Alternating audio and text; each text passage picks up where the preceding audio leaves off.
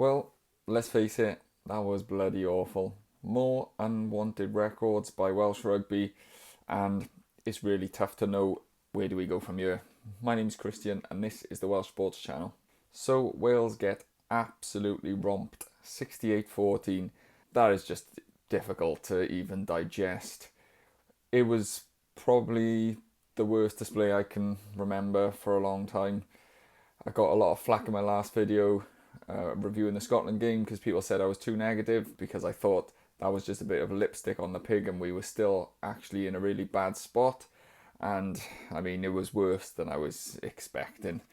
I was actually lucky enough, thanks to Jed from the attacking scrum, to get tickets for the game. Never been to see Wales against England before, and yeah, it was probably the worst game I've ever been to and ever seen. The English crowd, to be fair, turned up in numbers. I was surrounded by English fans, literally completely surrounded, encircled, and they were in good voice. They sung the anthem loud, and yeah, it was it was difficult. It was like a home game for England.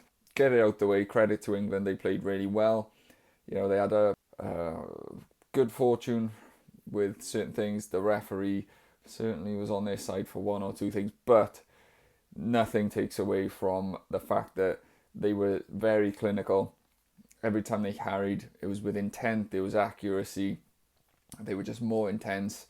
Everything they did had a bit more. They beat us at the breakdown, beat us in the air, and beat us in the kicking game as well. So it was just all round dominance from England, and probably the best display I'd seen from England in a very long time. So they'll be happy. Finishing second in the Six Nations is a really good result for them above Ireland.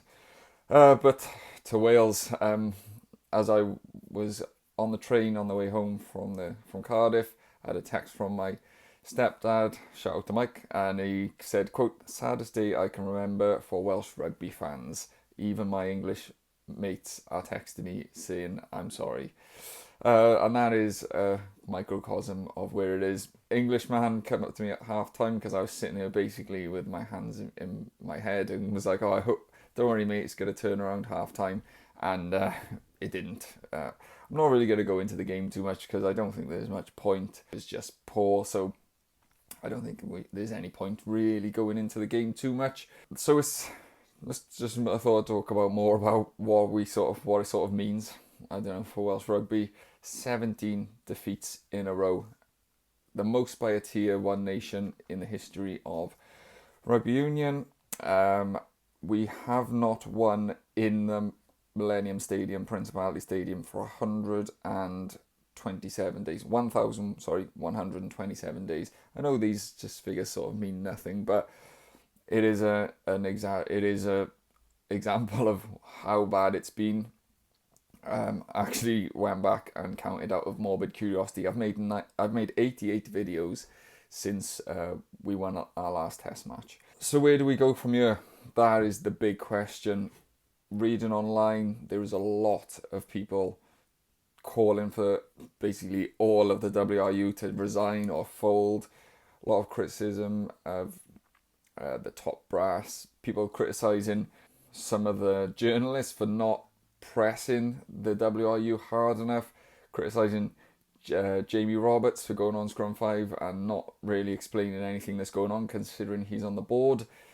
It is pretty ugly on social media now, and I don't really pay too much attention to what goes on there, but it's hostile. It is hostile. Obviously, we still don't have the director of rugby in post, which means we still haven't got the head coach in post.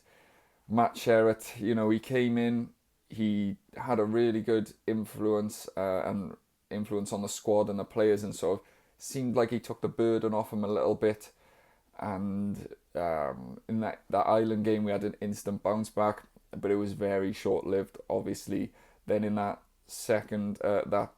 his second match against Scotland, it was like an emotional dip, and then obviously the second half bounce back against Scotland, the sort of last 20 minutes, gives you a bit of hope to see there is some character in this team. But players have to really take a lot of responsibility for this. Don't don't want to criticise the players because I'm not saying they're not trying. There is no doubt in my mind they try hard. They try hard week in, week out. They're training hard. But that was not the display of two teams that were anywhere near each other. They were just, everything was so much better for England, and we were just miles off. And as a team with no confidence, some of those players have played multiple tests now for Wales, never won a game. I mean, think of like some of the like someone like Wainwright, who's, I don't know how many games has he played over the last 18 months, maybe like 40 or 30, and he's probably won about 4 or 5. That's like 10%. It's terrible. So there's going to be a lot of call for changes at the regions now, probably a lot of call for cutting one. They're obviously not going to do that for the time being because the new PRA that they are about to sign apparently any minute is including 4 regions, so that is not going to happen. What are they going to do? How are they going to change the academy system or the way the players are coming through? Unless there's a substantial increase in funding for the regions, which there isn't going to be, I don't think much is going to change there. It's pretty grim, and there's a lot of comparisons being made to this is as bad as the 90s or the 80s or whatever.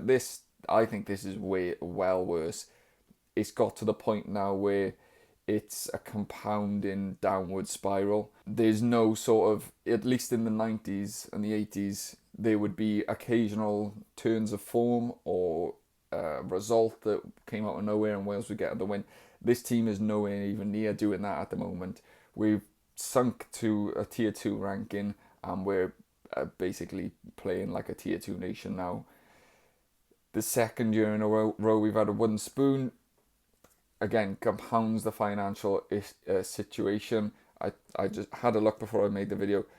6.5 million to the winner, and an extra million if you get the Grand Slam in the Six Nations prize money.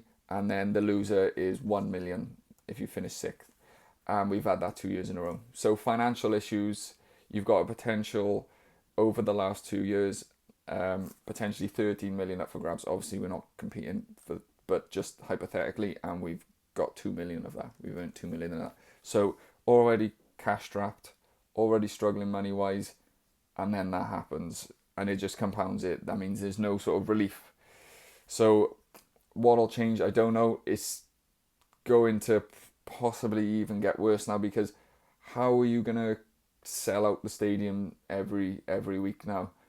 There's going to be games in the autumn that they're going to have to try and sell, and they're not going to be able to, charging extortionate amounts to go to that game yesterday. I was watching Wales Online video, and they were getting people reacting as soon as they came out of the stadium, and one guy with his wife, he said he paid £250 each for a ticket, £500 to go watch that. People are just going to go, I'm never doing that again. Do you know what I mean? So yeah, I don't really know where we go from here. You're going to have to nail this director of rugby appointment, and hope to God that then they nail the coach, and the director of rugby has got enough ability, balls, and they allow him to make the changes that he needs and completely rip it down and start again. That is the only way it's going to change. I don't understand, because the players, there's good players in that team. Yes, they're inexperienced. Yes, they're not used to particularly winning. But a player like Thomas Williams, he's been in a successful team. He's very experienced. He's playing well coming into the tournament, comes into the Wales team, and he's well below par, well below his ability. Why is that happening? It's really, really concerning. No real bright sparks to come out of this game, let alone the Six Nations. Couple of players, Blair Murray has been a good find, though yesterday he was proper exposed high ball wise. They really peppered him and he really struggled under the high ball, but he beats defenders constantly, and he's the only one who looks like making a spark for the team. So maybe he'd be more suited to the wing, I don't know, but at least we've unearthed him a little bit. I know I talk him up all the time, but I thought every time Teddy Williams has come on, he's been someone who's really given us a spark. Obviously, Jack Morgan has been superb throughout. Unfortunately, Derry Lake has been injured, but when he came on, he added a layer of intensity, although the accuracy in other areas, like the line out, dropped off. So, yeah, really, really tough watch, and I don't know where they go from here. People are in the WRU are not going to resign. I don't think. I don't think they'll have enough understanding of where they've put us, the position they've put us in.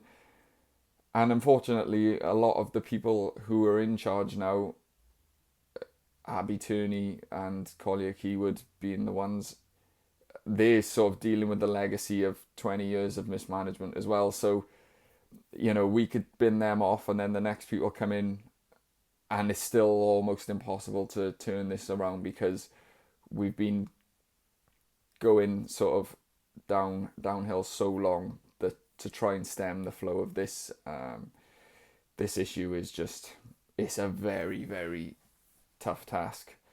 So yeah, I don't really know what to say. The only thing I can really say is try and stick with it. Try and be patient and hope that we can turn things around. Maybe the summer tour to Japan can be a positive with some young players emerging, and hopefully by then a new coach and a new director of rugby in post, and they can maybe take us forward, and that can be the beginning of something. I don't know. Yeah, it's a real tough one, so I'm just going to leave it with you guys, and I will catch you on the next one.